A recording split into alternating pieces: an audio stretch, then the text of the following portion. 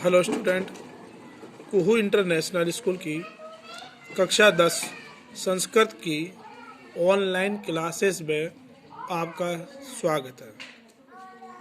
पिछले वीडियो में हमने कारक प्रकरण इस टॉपिक के विषय में अध्ययन कर रहे थे और इसमें हमने कारक की परिभाषा, प्रथमा विभक्ति, द्वितीय विभक्ति के विषय में अध्ययन किया था। आज के इस वीडियो में हम तृतीया विभक्ति के विषय में अध्ययन करेंगे। तृतीय विभक्ति का प्रयोग कहाँ पर किया जाता है? तो इसका जो सूत्र है वो है साधक तमम कर्णम। सूत्र क्या है? साधक तमम कर्णम, यानी कर्ण में तृतीय विभक्ति का प्रयोग किया जाता है। और कर्ण किसे कहते हैं? तो कर्ण क्या है, कर्ण किसे कहते हैं? तो सूत्र में बताया गया साधक तमम कर्णम। साधक का मतलब है साधने वाला, सहायता करने वाला। और तम प्रत्यय का प्रयोग तो सर्वाधिक सहायता करने वाला, साधक तमम कर्णम। साधक मानी सहायता करने वाला, और तमम में यहाँ पर तम प्रत्यय का प्रयोग किया गया है। और तमम का मतलब होता है सर्वाधिक। तो सर्वाधिक सहायता करने वाले को कर्ण कहते हैं। बात आती कर्ण किसे कहते हैं?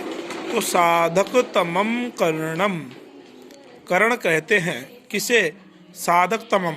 साधक मानी सहायता करने वाला, और तमम यानी अत्यधिक, यानी जो अत्यधिक सहायता करने वाला है उसे कर्ण कहते हैं। ठीक है। अब संस्कृत में जो कहा गया है वो है क्रिया सिद्धौ यत् सर्वाधिकम सहायकम भवति तस्य कारकस्य कर्ण संज्ञा भवति। क्रिया सिद्धौ यानी क्रिया की सिद्धि में यत् मानी जो सर्वाधिक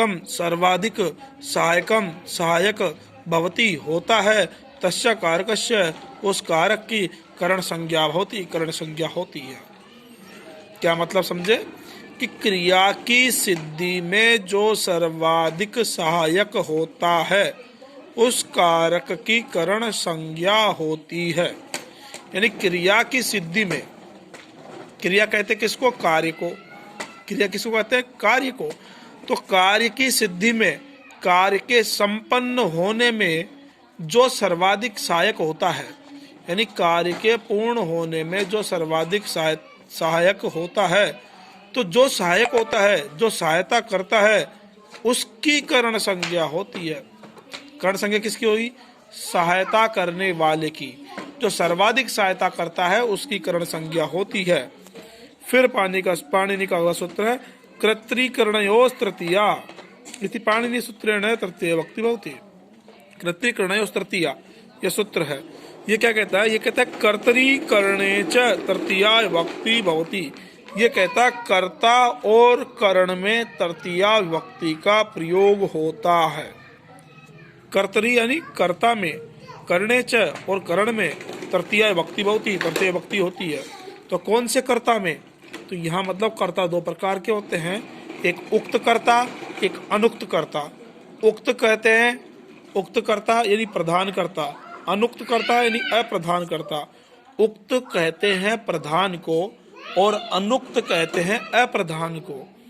तो जो प्रधान करता होता है उसमें तो प्रथमा विभक्ति का प्रयोग किया जाता है, और जो अप्रधान करता होता है उसमें तृतीय विभक्ति का प्रयोग किया जाता है।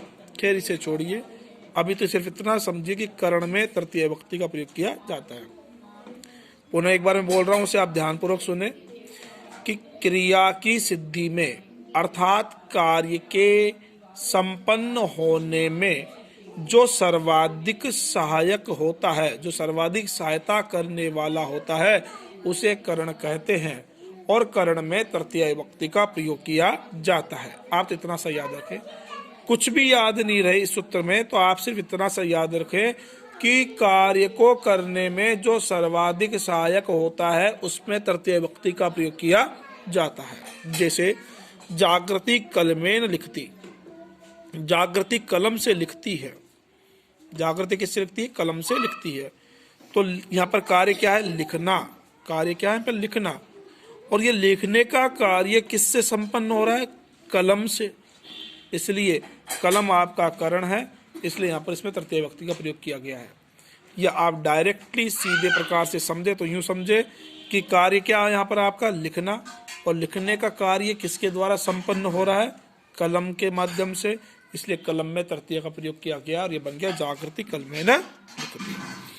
वैशाली जलेन मुखम प्रक्षालयति, वैशाली जल से मुख को धोती है। वैशाली जलेन मानी जल से, मुखम यानी मुख को, प्रक्षालयति यानी धोती है। तो यहाँ कार्य क्या है, मुख धोना, मुंह धोना, ये कार्य है, और यह कार्य किससे संपन्न हो रहा है, जल से, इसलिए जल में तृतीय विभक्ति का प्रयोग किया गया है। राम है दुग्धेन रोटिकाम खादती, राम दूध से रोटी को खाता है। राम है, राम दुग्धेन दूध से, रोटिकाम रोटी को, खादती खाता है। तो यहाँ पर कार्य क्या है, रोटी खाना, कार्य क्या है यहाँ पर, रोटी को खाना, और ये रोटी को खाने का जो कार्य है वो किसके माध्यम से सफल हो रहा है, संपन्न हो रहा है, तो दूध के माध्यम से, इसलिए दुग्धेन में तृतीय विभक्ति की गई। सुरेश पादाभ्याम चलती, सुरेश पैरों से चलता है। तो यहाँ पर कार्य क्या है, चलना, और चलने का कार्य किससे संपन्न हो रहा है, पैरों से, इसलिए पैर में तृतीय विभक्ति का प्रयोग किया गया है। अब आप यहाँ देखोगे यहाँ पे सब में एक वचन का प्रयोग किया गया था, यहाँ पर आपने देखा पादाभ्याम द्विवचन का प्रयोग किया गया है। सब में एक वचन का, किंतु पादाभ्याम में द्विवचन का प्रयोग किया गया है। तो पादाभ्याम में द्विवचन का प्रयोग क्यों किया गया, उसका कारण है कि आप चलते किससे हो, एक पैर से, दो पैरों से, दोनों पैरों से चलते हो, इसे दो पैरों की वजह से यहाँ पर द्विवचन का प्रयोग किया गया है। और इस प्रकार से आपका ये पहला वाला नियम समाप्त होता है। पुनः समझो कि कार्य को करने में जो सर्वाधिक सहायक होता है उसमें तृतीय विभक्ति का प्रयोग किया जाता है। सीधे सिंपल तरीके से आप यूँ समझ सकते हो। इसी सूत्र का ये दूसरा कर्तरी तृतीय विभक्ति भवति, ये जो लाइन थी इसका ही यहाँ पर बताया गया, कर्मवाच्य से भाववाच्य से अनुक्त कर्तरी अपि तृतीय विभक्ति भवति। मैंने अभी थोड़ी देर पहले बोला था कि कर्ता दो प्रकार के होते हैं, एक तो उक्त कर्ता और एक अनुक्त कर्ता। उक्त कर्ता को हम कहेंगे प्रधान कर्ता और अनुक्त कर्ता को हम कहेंगे अप्रधान कर्ता।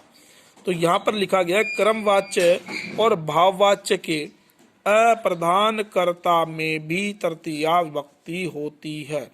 कर्मवाच्य और भाववाच्य के अप्रधान कर्ता में भी तृतीय विभक्ति होती है। जैसे रामेण लेख लिख्यते, तो यह कर्मवाच्य का वाक्य है, और कर्मवाच्य के वाक्य में जो कर्ता होगा उसमें तृतीय विभक्ति का प्रयोग किया जाएगा। यह कर्मवाच्य के वाक्य में कर्ता कौन है, राम, इसलिए राम में तृतीय विभक्ति का प्रयोग किया गया और बन गया रामेण है लेख लिख्यते। मया जलम पीयते, ये भी कर्मवाच्य का वाक्य है, इसलिए मया में तृतीय विभक्ति का प्रयोग किया गया है। तेन हस्यते, उसके द्वारा हंसा जाता है, ये भाववाच्य का वाक्य है, और इसका कर्ता कौन है, यह स, इसे स की तृतीय विभक्ति बनेगी तेन की। स तौ ते प्रथमा, तम तौ तान द्वितीया, तेन, तेन तृतीय विभक्ति एक वचन का रूप है, इसलिए यहाँ पर तृतीय विभक्ति का प्रयोग किया गया। अब नियम नंबर 2, सह साकम सार्धम, सह साकम समम सार्धम, सह साकम समम सार्धम शब्दानाम योगे तृतीय विभक्ति भवति। और सूत्र संयुक्त अप्रधान है। ये क्या कहता है, ये कहता है कि सह साकम समम सार्धम, इन चार शब्दों का प्रयोग होने पर भी तृतीय विभक्ति का प्रयोग किया जाता है, और चारों का मतलब एक ही होता है साथ में। सह मानी साथ, साकम यानी साथ, समम यानी साथ, सार्धम यानी भी साथ। तो इन चारों शब्दों के योग में तृतीय विभक्ति का प्रयोग किया जाता है। जैसे कि जनकः पुत्रेण सह गच्छति, जनक पुत्रेण, पुत्र के, सह मानी साथ में, गच्छति मानी जाता है। तो जनक किसके साथ जाता है, जनक पुत्रेण सह गच्छति, जनक पुत्र के साथ जाता है। तो यहाँ सह शब्द की वजह से पुत्रेण में तृतीय विभक्ति का प्रयोग किया गया है। सीता गीतया साकम पठति, तो यहाँ साकम, साकम शब्द की वजह से भी गीतया शब्द में तृतीय विभक्ति का प्रयोग किया गया है। गीतया में मूल शब्द गीता, जो गीता की तृतीय विभक्ति एक वचन क्या बनेगा, गीतया। तो सीता गीतया साकम पढ़ती, सीता गीता के साथ पढ़ती है। ते स्वमित्रैः सार्धम क्रीडन्ति। ते मानी वे, स्वमित्रैः अपने मित्रों के, सार्धम साथ में, क्रीडन्ति खेलते हैं। तो यहाँ सार्धम शब्द की वजह से स्वमित्रैः में तृतीय विभक्ति का प्रयोग किया गया है। त्वम गुरुणा समम वेद पाठम करोषि।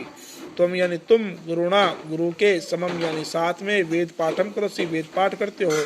तो यहाँ पर समम शब्द की वजह से गुरुणा में तृतीय विभक्ति का प्रयोग किया गया है। तो आगे समझ में, सह, साकम, सार्धम, समम इन शब्दों के योग में तृतीय विभक्ति का प्रयोग किया जाता है।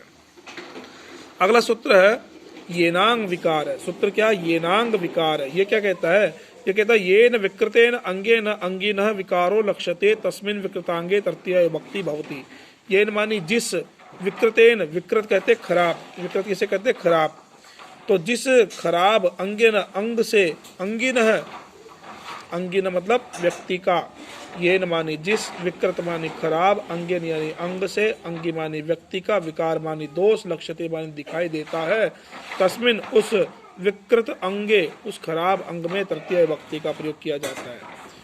पुनः समझो कि जिस खराब अंग से व्यक्ति का दोष दिखाई देता है तो उस खराब अंग में तृतीय विभक्ति का प्रयोग किया जाता है।